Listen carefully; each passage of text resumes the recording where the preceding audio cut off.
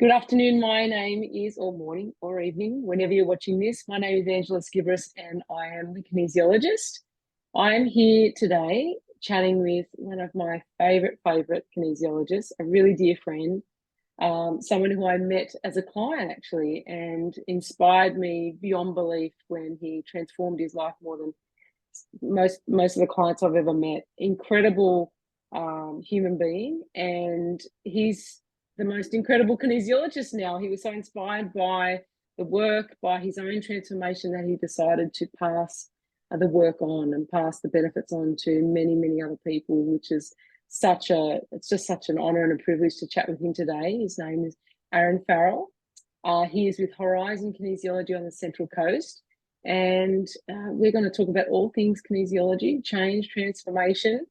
And we might even touch base on a little thing that I know Aaron's been playing around with and I've been playing around with for a little while as well. So I'm excited to chat with him about whiteboard work in kinesiology. So that's a bit fun.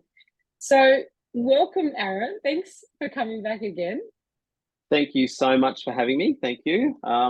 Such a pleasure to be back, and so happy to be chatting away with you again. And as you know, we can go down many rabbit holes. So who knows where this is going to go today? So you're right.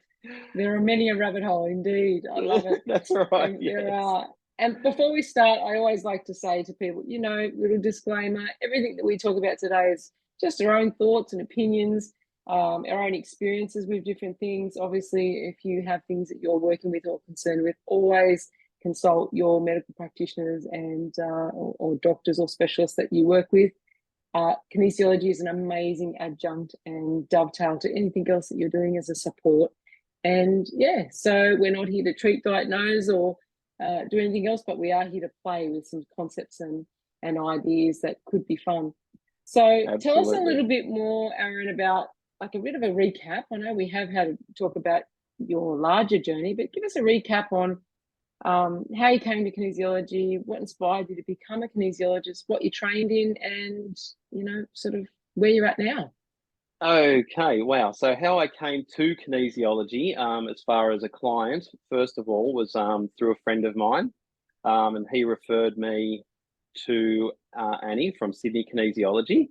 So I went and saw her. I didn't really have there was no physical disorders or unexplained physical pain.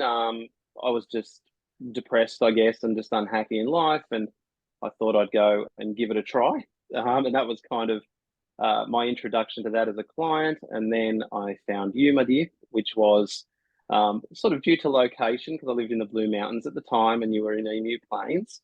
And then I think, how long did we work together for? Maybe, like, as far as me being the client, maybe 2 years or 3 years or something like that. Yeah, something like that. Something like that. And then during that time, I became super inspired to study and practice kinesiology, so I could help people the same way that it helped me. And I thought, if I can create change for others the same way that this modality's created change for me, that would be awesome. So that's what I went and did, and here I am. And now I studied Neuro-Training Kinesiology from 2016 to 2018, started practicing in 2018.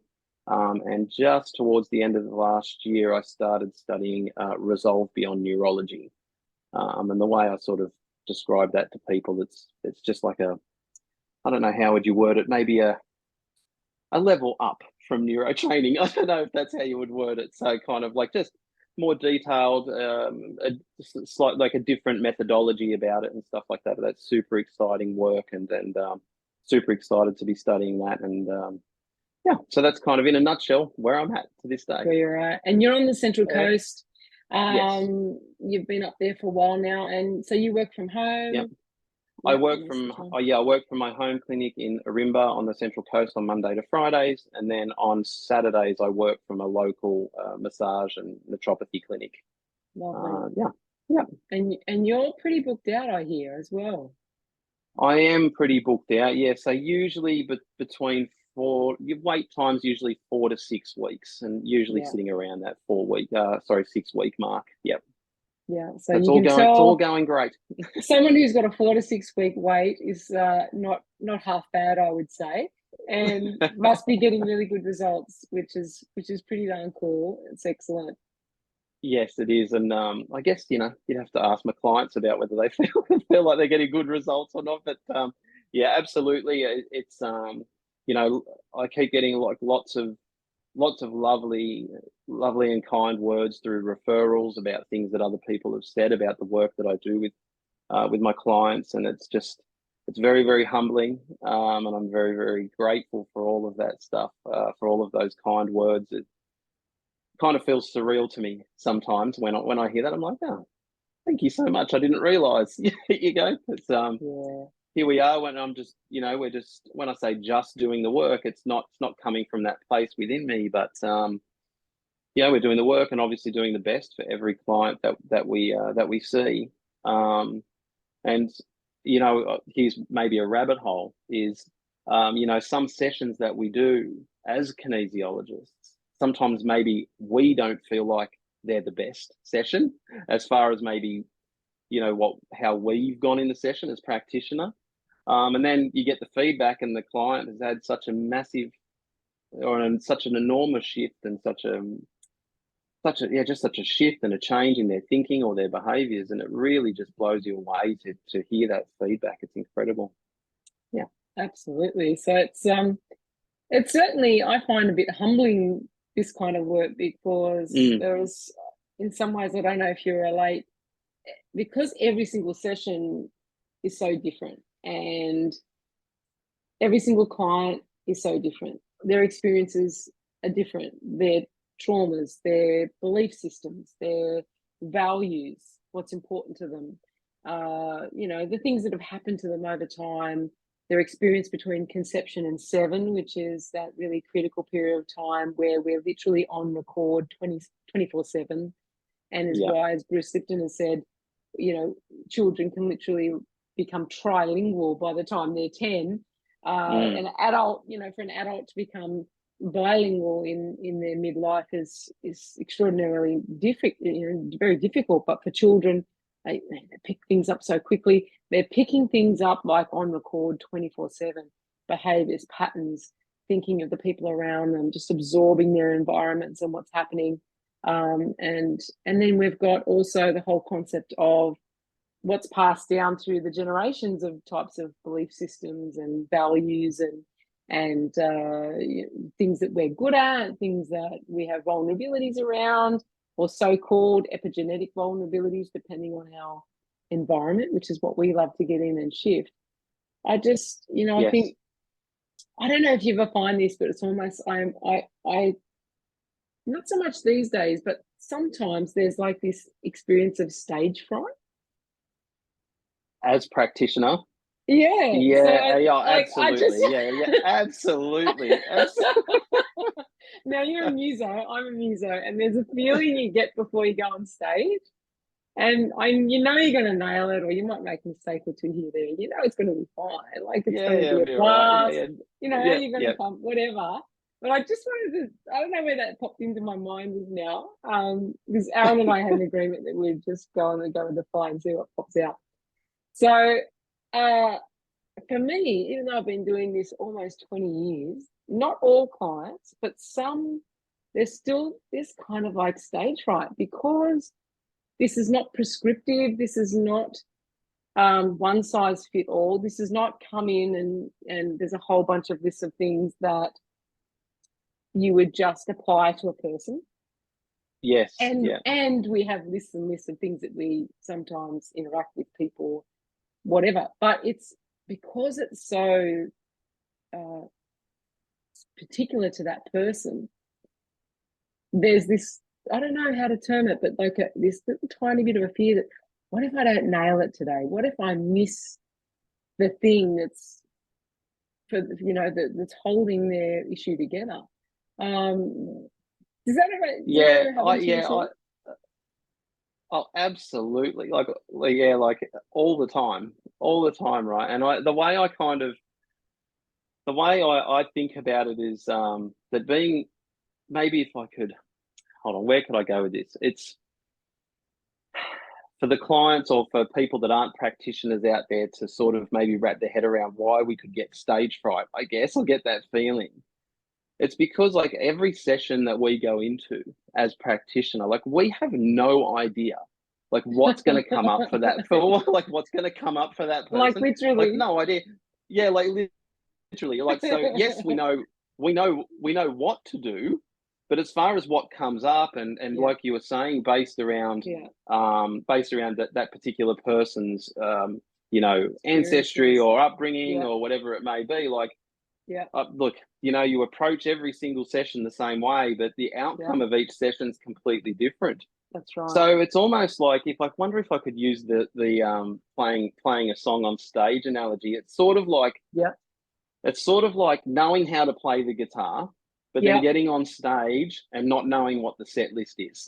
you know, it's like, okay, right. So it's like, right. So okay. Oh, yep. All right. Yep. We're playing this song now. Right. Got it. Okay. Yeah. It's all fine. But it's definitely in the way that the way that I word it, like as far as for me and maybe us as practitioners, it's really an exercise in being able to just sit in session as a practitioner and allowing yourself to just go into the unknown and to feel like, allow yourself to sit in that discomfort or to sit in the unknown with each particular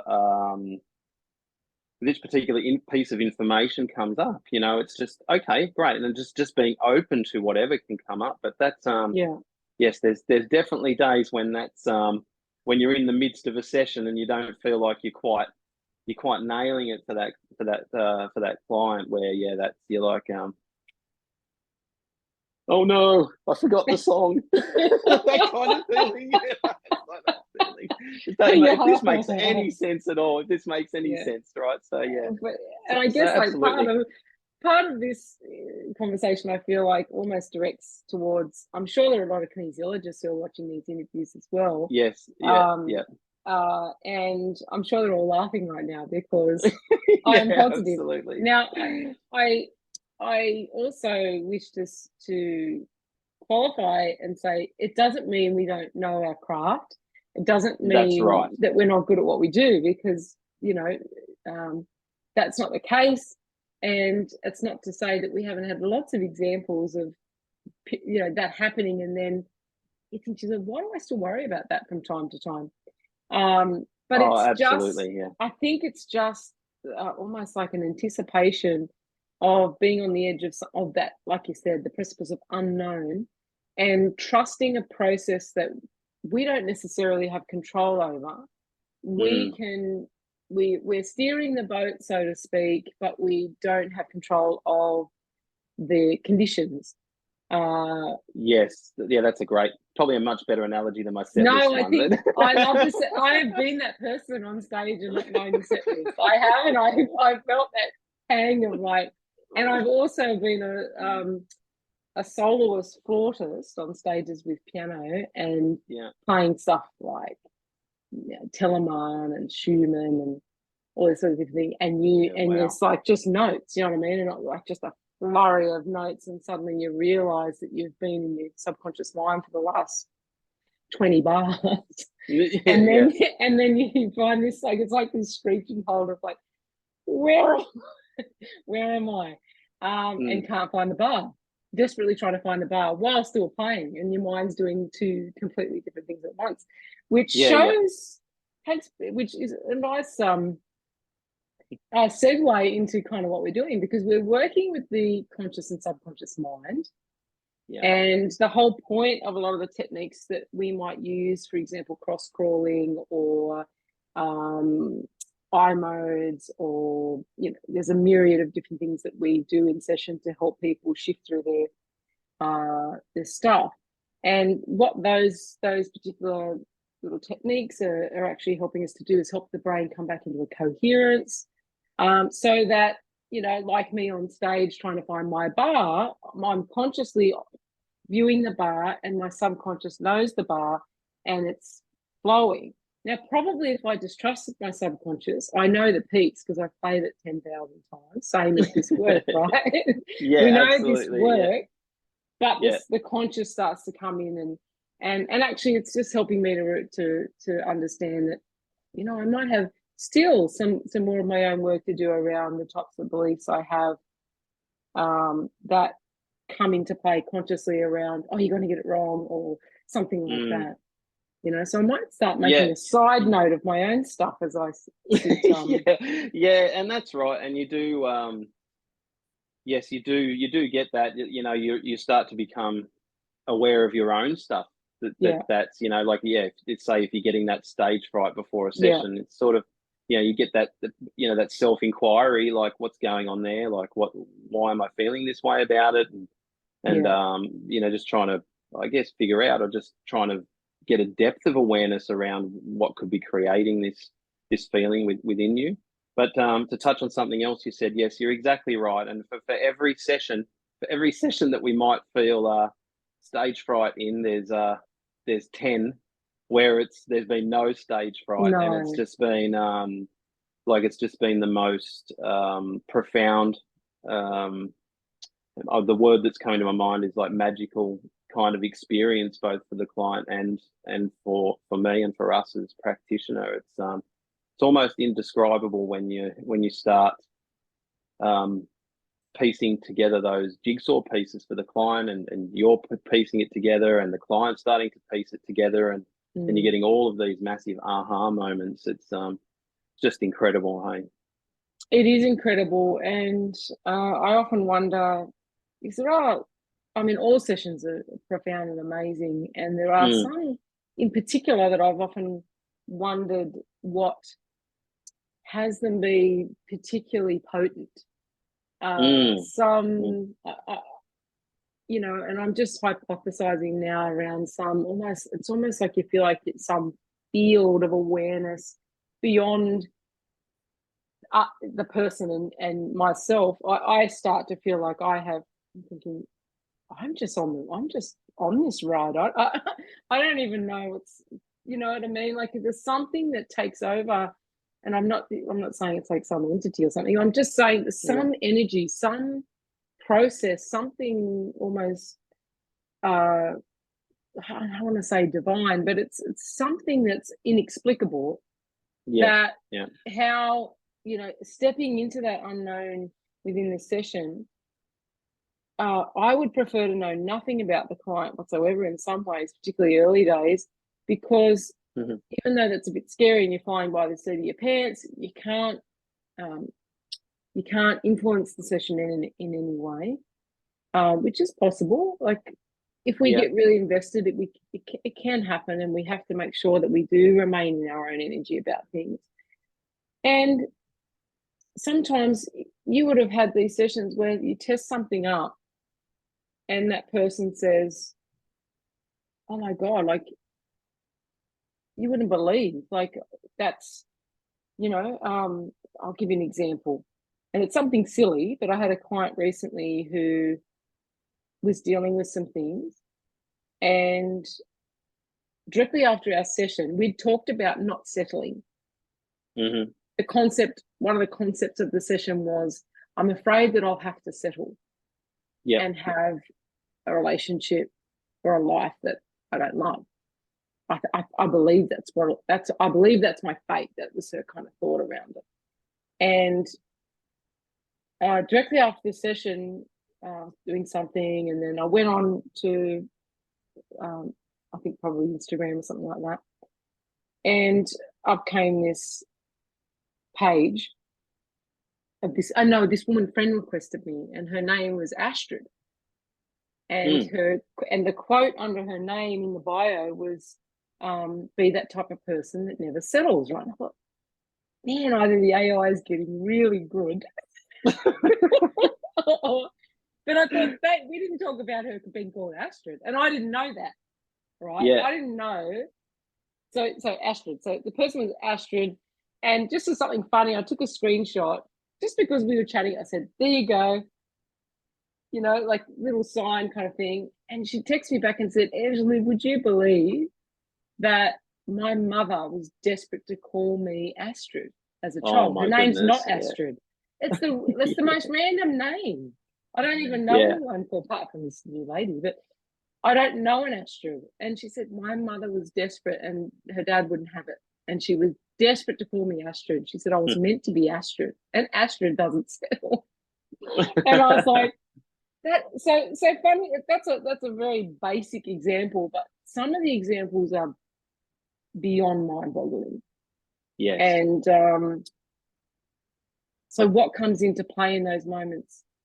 Oh, I have no idea. Like, honestly, my dear, I'm not even going to try, and I've got no info to give you on that. It's around what makes something, like that profound. It's just the only way I can explain it is to say that it's inexplicable almost. It's, yeah, I don't know. All I know is I wish you could bottle it. That would be great. Yeah, that Yeah, I would be wish you great. could And you bottle it. sprinkle it on every single Sprinkle it session. on everyone. Yeah, You right. think, because some are more interesting than others, and I often think, am I more in tune that day, or is it just I really don't know. Yeah, it But could just be a really, combination. Could just be a combination of many what's things. coming out in that session is just the Yeah, perfect what the client needed at that moment. It's like that perfect timing. It's just where everything's just clicking in, and yeah, it's just so much or so many synchronicities around it, and that's it's right. just exactly what the client needed in that moment. And then obviously because we're there with the client, we feel that, and we feel that energy, and that that energy and that shift as well. That's We can right. see it. Yeah. So for those who may never have had a session before, I'm going to show you. This is like an example of this is like, I'm going to use the word Bible, but I'm not religious necessarily. But it's like, it's like the book. This is actually Nilva gave me this. Thanks, Nilva. One of our trainers gave me this really lovely. I've been trying to find another one. I can't. It's a leather Yeah. binder. But this is Ooh. one we have. I'm sure you also have many. Yes, of I the do. binders of information. So this is also another one because you got the combination of neurotraining and Resolve and a few other things. So one folder ain't going to cut it. But, it's very difficult to explain a session, because they're all so different. But we start off and get a sense of things via lists. So I'll give you a bit of an example here. I know it's hard to see, but, we have lists, and they give us a bit of an in. They give us a bit of an in point. So this is a neurotraining list, but we also have other lists, because sometimes I can get in via there and sometimes I can't get in via there. Sometimes I'll go in via neurotraining, which is a very different process, looking at our human journey and the role that trauma plays in it. So for those who think, well, how does this all begin? Like, literally, you just come in, get comfortable, usually lying on the table. People don't have to. They can sit or stand if they have, pain or reasons why they can't. We can muscle test any muscle in the body. I love the way Bruce Lipton explained recently in his research about muscle testing. That's quite a simplistic way of explaining to people what happens.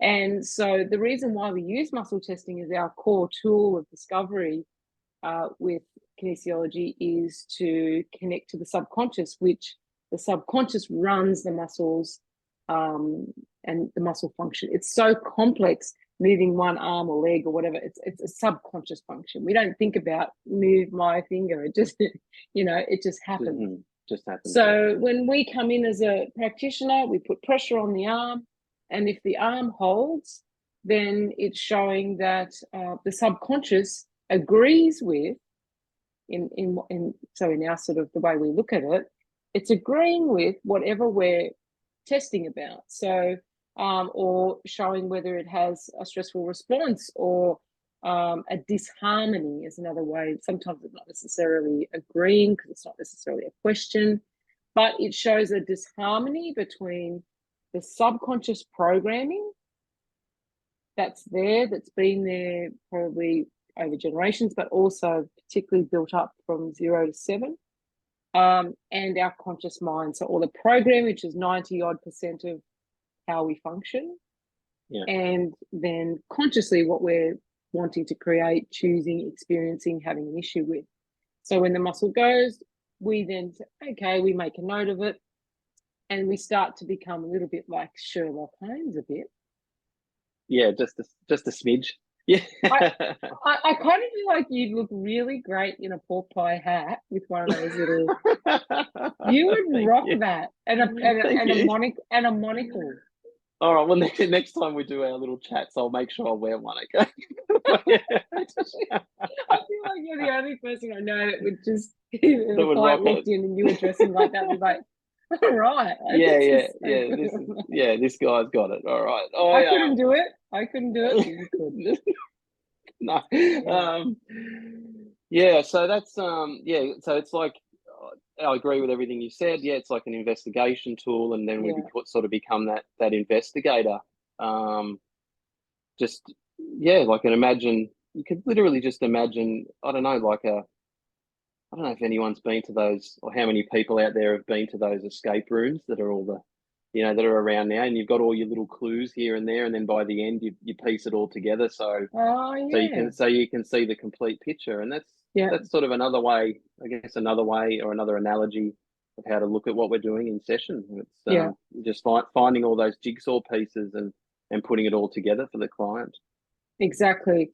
And, to be clear, like it's not necessarily our intention to uh, work in such a way that people have to re-experience trauma. That's not necessarily our Yeah, game. that's right.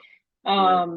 Because some people may not come to a kinesiologist thinking, well, oh my goodness, like if you've got access to my subconscious mind, does that mean I may end up sharing things I don't wish to? That will never happen. Mm-hmm. You will only reveal what's appropriate for you in that time, and we get permission to work on as well. And so it's not so much that you'll come in to experience the trauma on purpose. We're not here to necessarily say, okay, I want you to now rehash this whole trauma. Sometimes it's as simple as, does this make sense to you? The person might have a tear rolling down their face saying, yes, it does make sense to me, this part of the journey of what we're finding, piecing together. It could be a part of why they're still struggling with certain things in their life. They're looking at Mm-hmm. parts of the programming, parts of the experience that's still in disharmony. Yes. And so we just keep finding those disharmonies and piecing them together until we hopefully find the source of the disharmony. When was the record button pressed? And the subconscious went, right, I need to make special note of that so that I never have to experience such and such again, or so that, whatever it is, we want to go back to that, the source of that original learning, I suppose you could say, for the subconscious. Yeah, absolutely. Yeah, and that's it's interesting to hear you say about when the record button's pressed, and it just got me thinking about making sure that we stay safe, and all of those all our survival neurology and stuff like that. And that's something that comes up for clients a bit in session too. It's just explaining to them, well, this is why why you're responding. Say they might be responding with anger, and then once we start going through the session, then you can see, well, based on this event, this unresolved experience that you had in life, now you're in survival response in an effort to maintain a level of safety against that happening again in the future, or a level of like you're protecting yourself against that happening in the future. And usually, like they just, as we go through the session, you can explain that survival response and how this particular event is contributing to certain emotions, certain behaviors, certain just tendencies in life. Like they just have such a massive such a massive, like a new awareness around, oh my goodness, because a lot of the time, like, people think there's something wrong with them.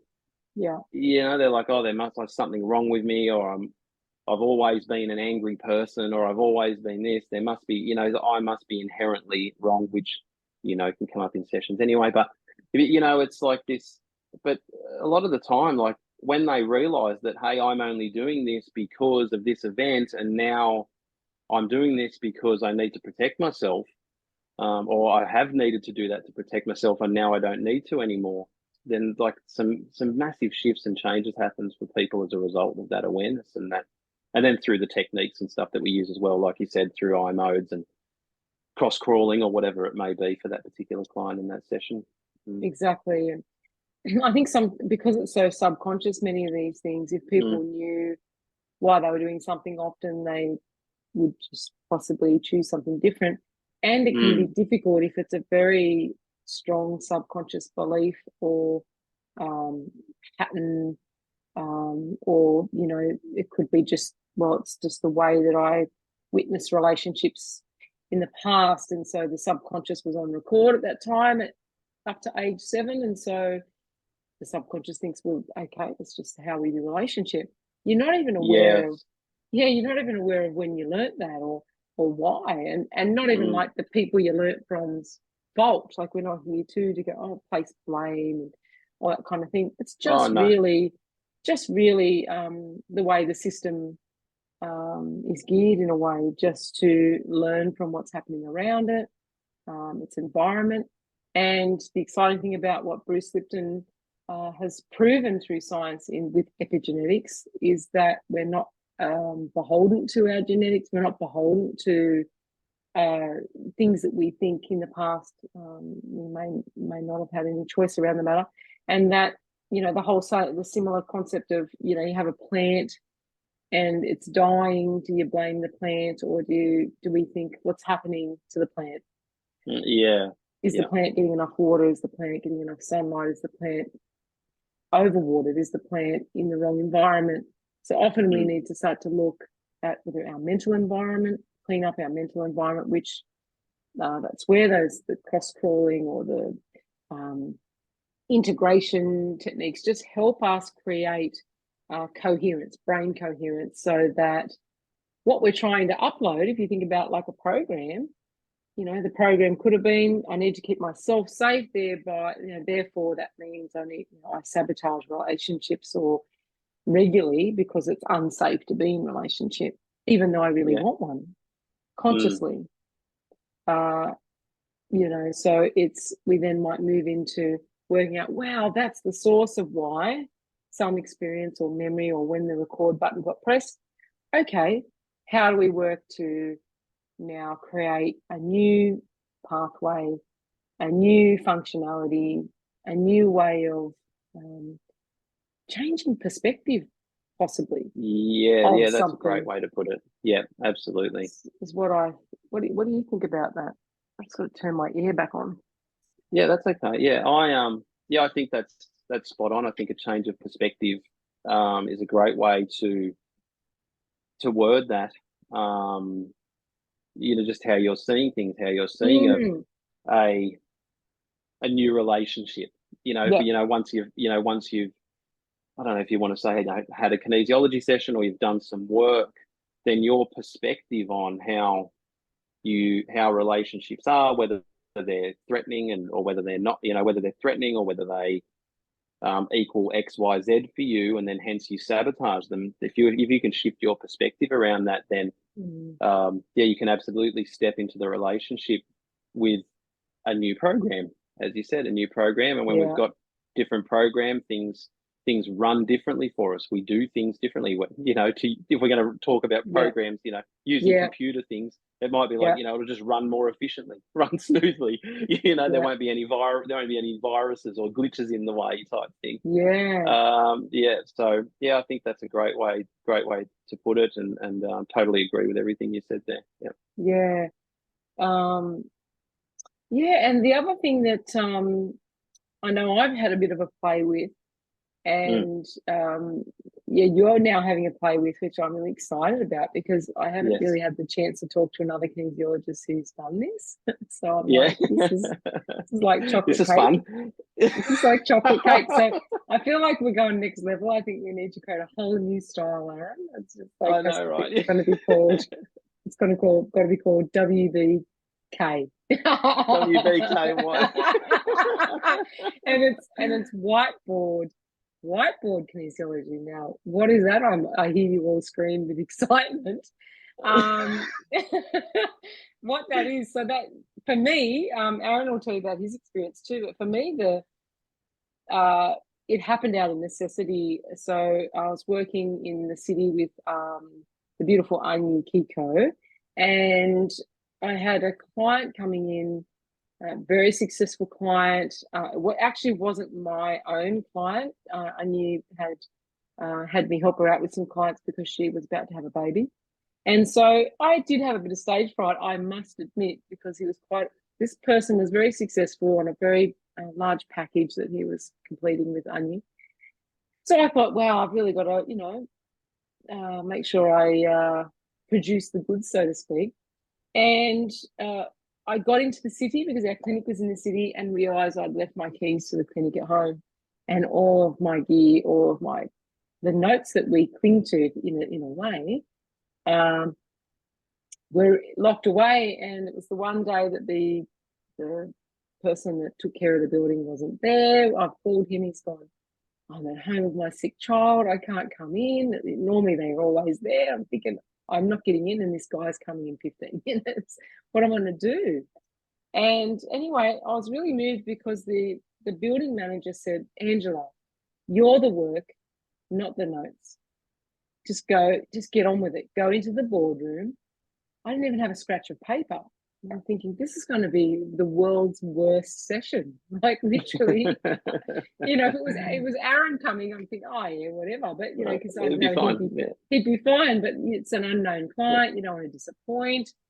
And so it's the mother. It's funny how ingenious is the mother of necessity. It's like, or necessity is the mother of genius in a way. So I thought, right. And his words were, you're the work, not the notes, just go in. So without a stitch of notes, our references that are so important and help us to make sense of things, test things through, help us to sort of guide the path of what's happening. Not a thing. So we go into this beautiful boardroom overlooking the city, and all that I had in there was a texter or a whiteboard marker and this massive big whiteboard. And I just thought, well, I'm just going to act as if this is what I always do. And I said to him, right, I'm going to do something different with you today. And here we go.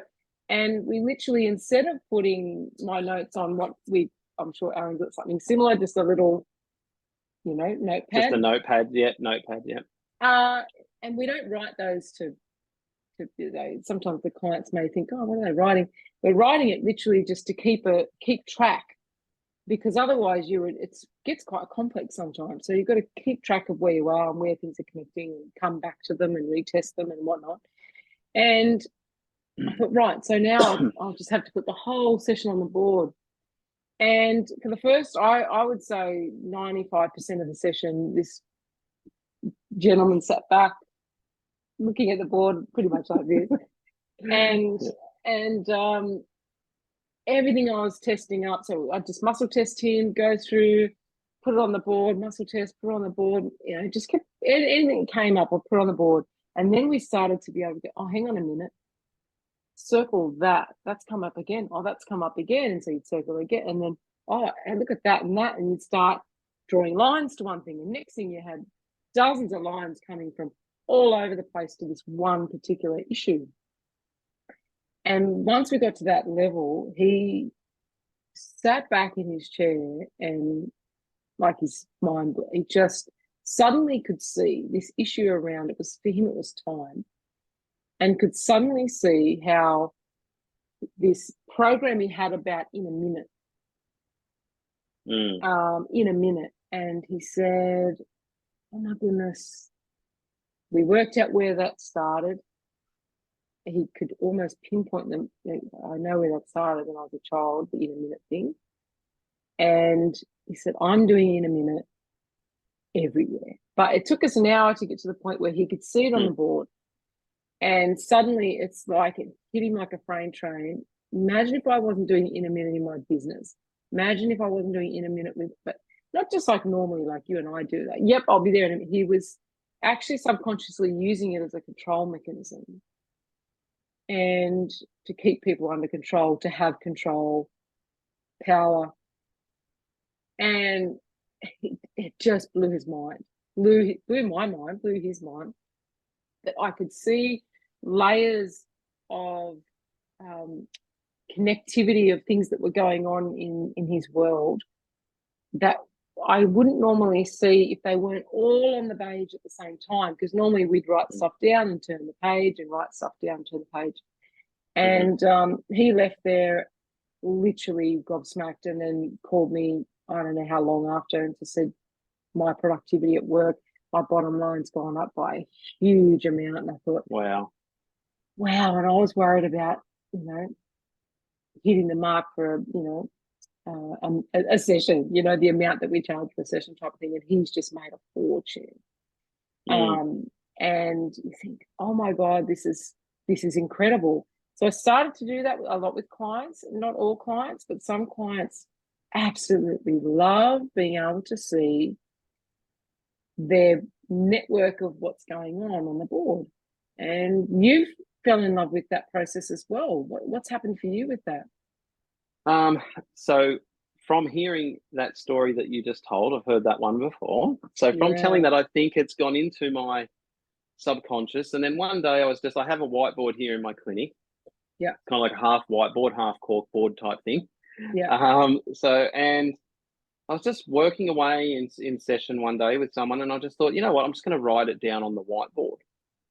And I started just basically whatever was coming up and I was writing down on my notepad, I started to sort of transcribe that in a slightly summarized way, just maybe cutting out some of the kinesiology technical stuff, right? Exactly. So still like not missing anything for the client, just, instead of writing conflict, I might conflict in meaning to the client, that kind of means nothing, right? You know what I mean? So, right. Right. So, I just went ahead, and I'm just looking at my whiteboard as I'm talking to you. So I just went ahead love it. Just started writing stuff on the whiteboard. And for the client, like all of a sudden, like they could see, like, and I know you've used this terminology, their brain on a whiteboard. Yeah. And it was like they were just completely blown away, and they were just like, oh my God, like, because they could literally see their pattern on the whiteboard. And it was just so huge for them. It was so profound. And now I think, like I was saying before, like 9 out of 10 sessions I'm going to the whiteboard. Going to the whiteboard. So still muscle testing, obviously, and taking notes on my notepad.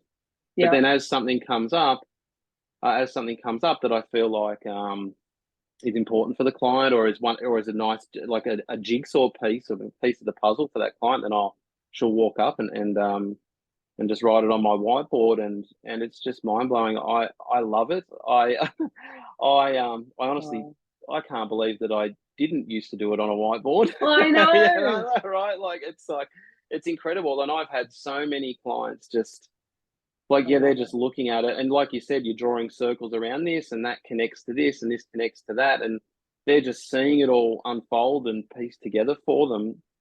It it just blows them away, and like in such a good way, like in such a profound way, and it helps the session.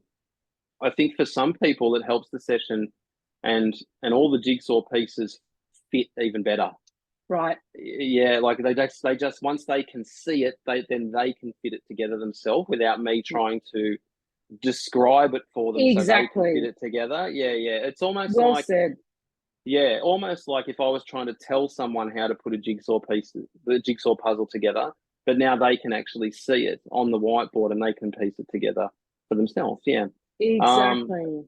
And I think that, and I've had so many, and it's so fantastic because the clients all the time, like they want to take photos of it so then they can take it home and they can review it. And I always say to the clients, if you have any questions about anything that's on the session on the whiteboard, just let me know and I can clarify things for you if you have any questions. But that's great. They take it home and they can read over it. They can look at it. They can, and I remember when I was coming to see you for sessions, Ange, it was like I would always get you to just write down like 3 or 4 points for me just for me to take away. So it was just like a reminder, like something like a home base to come back to. If I felt myself, falling from grace anywhere, like so, just Impossible. impossible. But you know what I mean. Just if I felt like I just needed that reminder of the new program, I guess, if Yeah. you want to word it that way. Yeah. I So that's, think, you can tell. Look, yeah, I'm excited oh, about it. I'm Yeah. so, I kind of feel, to me, I think it's really exciting. And I think if we can Hmm. start a wave of whiteboard kinesiologists, Aaron, Who knows? We might get loads of people in the comments. There might be a whole underground movement of whiteboard kinesiology, but they've all been scared to come out there. Right? It's like, who knows? I do it too. I do it too. Right? Yeah, yeah. I know. I can't wait. Yeah, I had that exact same experience in that room. I thought, all I need is a bit, just a really big room with a whiteboard now. And I think for me too, I mean, obviously the having the list and the resources do help, because it helps, Absolutely. it helps. Sometimes we might be testing through with a person something and it might not be the exact right word, right? So Mm. but it's close, and it gets us into a certain, part of their programming that's dysfunctional now, or in disharmony of what they're wanting. So that's all we're kind of trying to say here, is that it's not like something's wrong with someone necessarily, or a problem.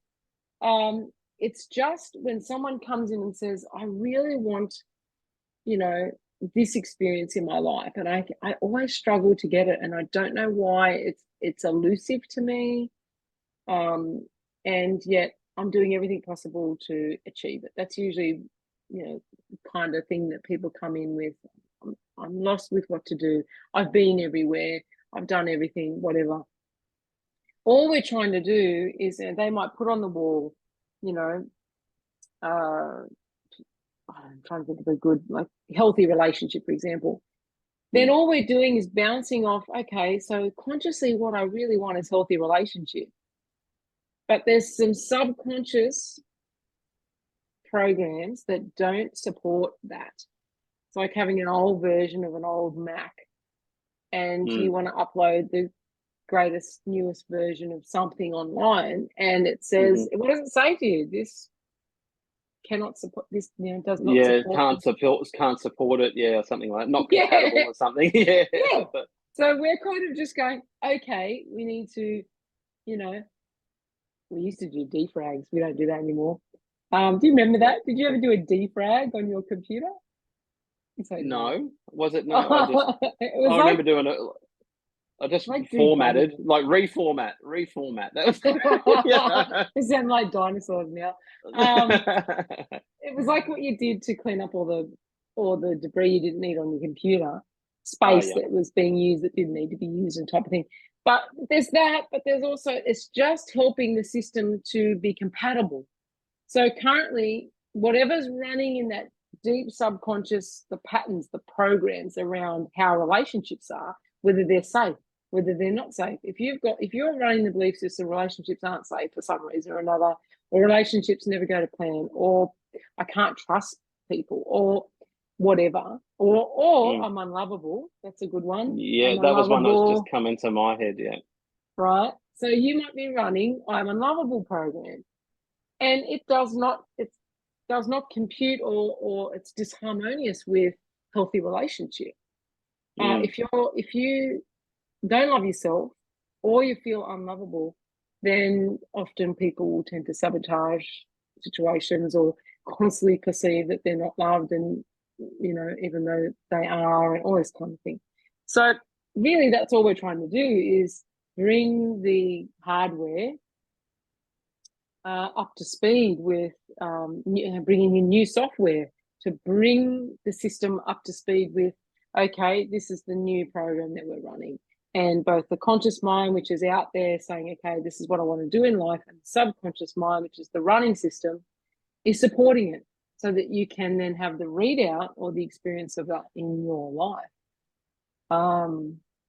And I think seeing it on a wall, particularly for visual learners, but like you said, I love what you just said about, when the person sees it on the wall for themselves, you know, we not like we don't. I love to explain to people what I'm seeing, but sometimes you feel like Yes, yes. you've got to go, okay, because it's sometimes it's so deep or left field or whatever. You're like here trying to have the person get what you've gotten, or sometimes they already get it. It drops, they burst into tears. It's not, you know, it's happened.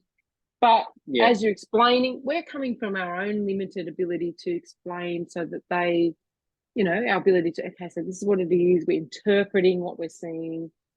Whereas them sitting and looking in that wall, they know their system, their own system. They know their own triggers, and when they sort of collide, it's like you say, the level and to me the profound level that people get what's there on that wall is different.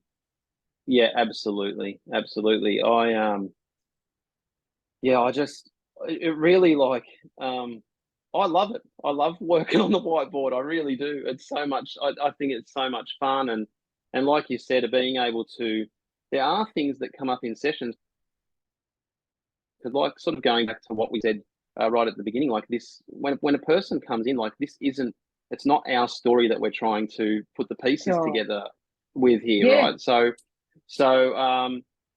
So, you know, we're trying to, I guess, what's one way, especially when complex sort of concepts come up or difficult to explain concepts, to try and, I mean, as practitioner, like we can see how it fits because we have the background understanding of what all this stuff means, but then trying to relay that to the client in a way that that's going to land for them. So it's just not kinesiology technical gobbledygook, right? And it means nothing to them, you know. So trying to land at that, but when you can write it on, do that sort of summarized, for me anyway, the way I've been, it's not hugely summarized. It's not like dot point. It's pretty detailed, but just kind of just keeping things to where the client, I guess, can apply that and understand that in their experience through life. You get what I'm saying? You know what I mean? So it's so it's kind of relatable for them, because you're right. It's trying to, just it's so much, and it's just so much. I really feel like it's such an invaluable tool to help to assist with clients. You're being able to put together the pieces. It's huge. I haven't had one person or one client say to me that's rubbish. You know what I mean? Like That's so good. not one say, you know what, that's not adding. Can you not do that? That's not adding any value to our session. Anybody I've done it for, like, you know, they've either said that's so great that you do that, or they're just happy for me to do it. Like they don't necessarily comment on it at all, and they just watch it. But have you got a I've decent not had sized one. whiteboard? Oh geez, I don't know. I don't know. It's sort of, I don't know. I don't even know how big it would be. I don't know. About that big. I don't know about that big. I'm About that high. surprised. It's like, Oh wow, yeah, you do well. it's not massive, but it's enough. Yeah. It's enough to get the session in there. Yeah. I actually saw I went to a really nice venue the other day where they do yoga and whatnot, and I walked in and I saw they didn't have a whiteboard. They had, you know how sometimes some places it's not a whiteboard, but it's like glass. It's like pale frosted glass on a wall, but they use it as a whiteboard. Yep. I've seen that. Looks so classy, and I'm thinking I'm actually, when I do set this up, we're in the process of looking for and buying a house. So when I create my dream clinic, I'm not going to get the whiteboard, so to speak. I'm going to get that glass. I don't know if it's actual glass or like I don't know what it looks like. It looks like glass, but it looks so classy. And you know what she also did? It was on this particular, it's big, and I'm thinking, I don't know about you, but I'm thinking whole wall. Like I'm thinking, right, wow, like enough space for someone to really express themselves, and it might not even be like words, like angry. It could be, it's like what would express this thing over here. It's like, oh, this black blob. Okay, like let people get really creative with, like, you know what I mean? And even if it was magnetized, you could have like little things that you. Okay, let's stick. Okay, so because you were saying when you find the yellow, was it the gold star or the star of the session? Oh, the superstar of the session. Right. And is the superstar like, of the session is it the penny drop kind of? It's kind of like it's like this. It's it's the central thing. It's like where, Yeah. and you don't know what that's going to be in any given session. It's not literally the thing in the middle, right? No. So it's it's like no, it's like it's like, but like it just seems all, It like gets all circled roads lead that over way, and right? over Like and over. all everything points to that. Yeah, again, over and over and over again. It's like, yep, that comes from this, but or as a result of, just using regular Yes. terminology, this, that leads to this, or that comes from this, and it's everything seems to be pointing Towards to that. that one thing where, whether that's an unresolved experience, or whether that's a fear, A or whether belief. that's a limiting belief, or Yeah. whatever that may be. There's always a superstar for the session. Yeah. That is so funny. And so Mm, because some people might say, oh, like it's, going through all the journey of unearthing this and unearthing that. But I mm. think what's beautiful about what we're actually doing is we're helping to unearth the most powerful um, place to leverage the change. So you could spend all Yes. day long trying to change 1,000 beliefs, which probably most of us have got quite a few of them going on to some degree or another. But when Mm. you finally get to that one, it's like it leverages everything else. Yes. It's like a deck of cards, and that to me is the discovery. Is like, okay, so what's the card that we're going to pull? And often you come back and your muscle testing, do a lot of other things that were also stressful, and they've resolved because that was holding the rest of them in place. Yeah, absolutely. Experienced the same thing. And I was going to say, actually, before, like, as practitioner, for the Mm, kinesiologists that are listening out there, because we've mm, spoken about how it benefits the client. But for mm. me, like Ange and I having a quick chat before, and I was saying I literally can take a step back, literally just step back Right. from the whiteboard, and sometimes just stepping back and seeing it on the whiteboard, all of a sudden, it's like everything just clicks into place, and all of a sudden I can just make so much sense of it then in turn, which means I can make so much sense of it for the client. Yeah. And my experience, and that has happened when I've been working on notepads plenty of times, but I find that it happens more often when I'm working with the whiteboard, much That's right. more often. And there's just something about literally taking that step back and just having a look at it all together, Yeah, rather than just looking at it on a notepad. Not to devalue the notepad at all, but you get what no, I'm saying, right? Yeah, it's just it's just a there is an different, empowering thing. Yeah. it's quite holistic in that the brain has that opportunity to take it all in one go, in one snapshot. Mm, And if you think about, if you say there's some particular issue, or and you had the person walk up with their nose, a hand away from the wall, and just looked at that word.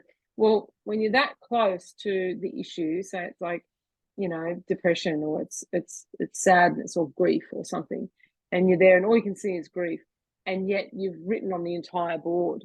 and mm, and so unless you kind of you might turn this way from there, and you might only see this, but you don't see all this that's going on up here and under here and all around here.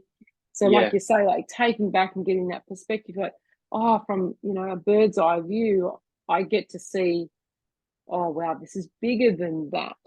And not Mm, only is that particular thing affecting me here, but it's affecting me over there, and it's affecting me, and it's usually people are blown away in my experience. I don't know about you, that they're blown away by how deep it's embedded in almost everything. Like when we find those yes. core ones, usually Yeah. where you Yeah.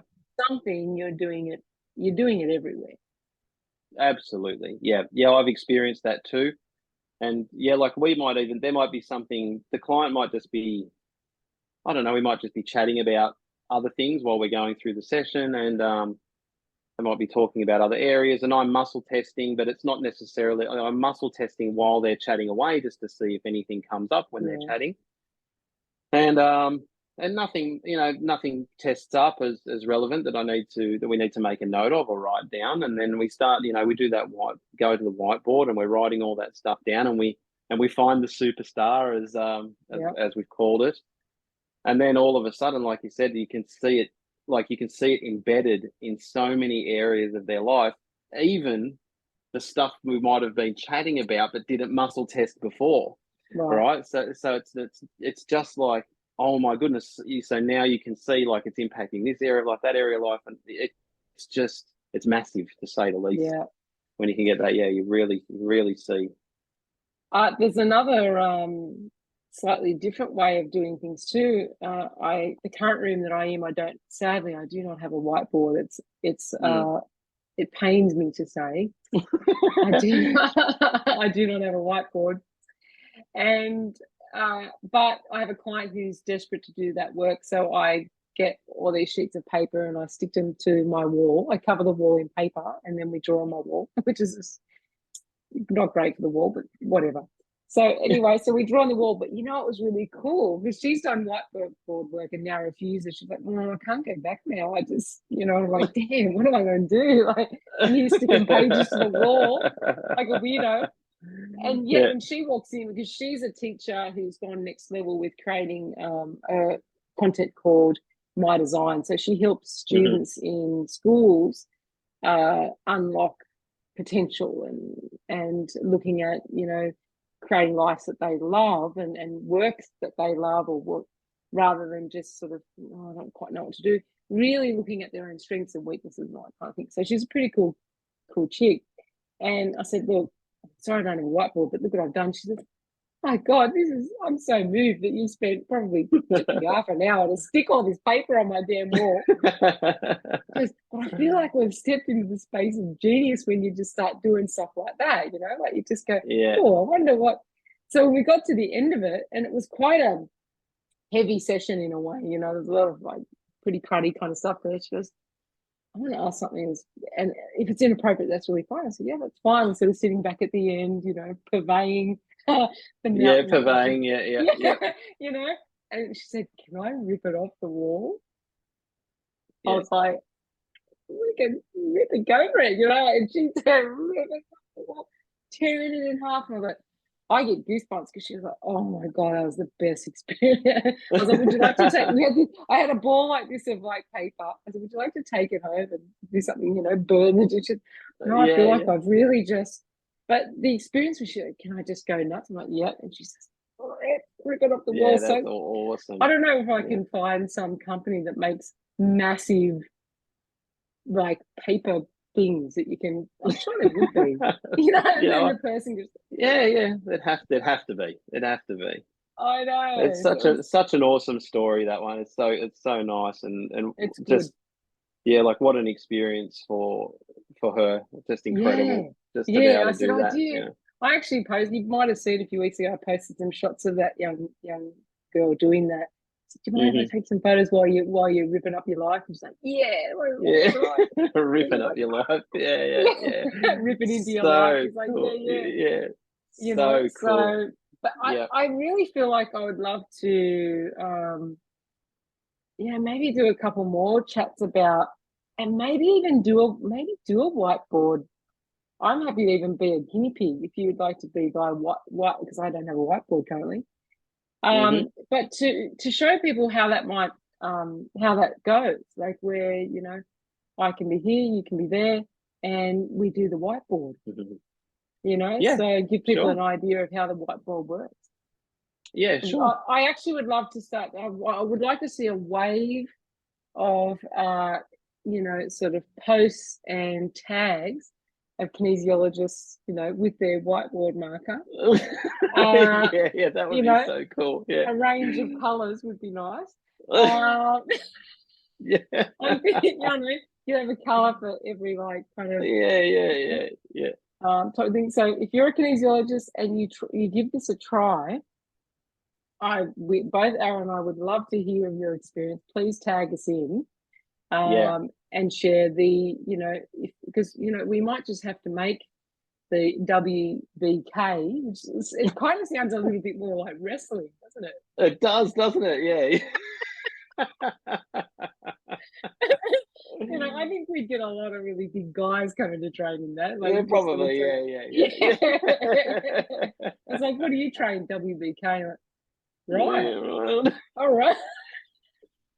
WBK. That's awesome. We start to do a few wrist locks and moves and takedowns. Like Yeah, we start doing few suplexes and stuff, right? Yeah. Someone comes in, what are you doing? It's all right, we're just healing. WBK Yeah, in it. yeah. Hope you don't mind. I'm about to take you down.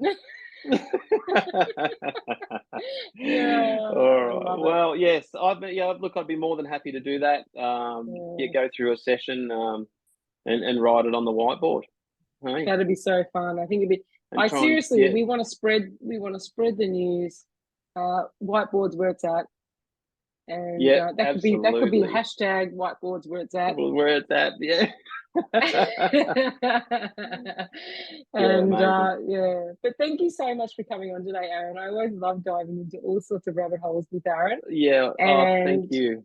My pleasure. So if you really want to go next level with your life and sort of move beyond something that's you feel is holding you back, or there's something you're struggling with and you just never quite been able to achieve something or overcome something, please, Aaron does, I know you do Skype. Yeah. You do Skype or Zoom, Zoom, video online, chat, yeah, whatever. Yeah. And in person, just remind us again where you are, where people can find you, your website, all that stuff. Okay, so I'm located on the Central Coast in a suburb called Ourimbah. You can find me at www.horizonkinesiology.com.au, and you can find me on Facebook and Instagram just by searching Horizon Kinesiology on there, and that's where you can find me. And all my contact details are on there. So okay. Phone number, email, and however you want to get in contact. You can book online if you want to, or you can just contact me, and I'm happy to book you in if that's what you would like to do. Yes, I'm on natural. We're going to say natural therapies pages. Yeah, natural therapies pages. You're with the AKA. You with the AKA? I am with the AKA. Yes. Yep. And I'm on natural therapies pages too. If people are that way inclined, just search kinesiology Ourimbah, and then I shall pop up. Yeah, beautiful. You're also on Facebook and Instagram, as Horizon correct. Kinesiology. As Horizon Kinesiology, that's right. Yep. Yeah, beautiful. So thank you so much for coming on today. It's been such a pleasure. If there's anything that people would, Aaron and I seem to be the, new dimension wave surfers. So if you're interested to hear about anything slightly left field, you got any questions about kinesiology, anything that's possible, if you'd like a Q&A, maybe that might be fun. We might do another live, do a bit of a Q&A again. Please let us know. Comment let us know in the comments, and we look forward to connecting with Aaron again. Thank you so much for coming on, and we shall see you next time. Thank you so much for having me. It's my pleasure. Absolutely.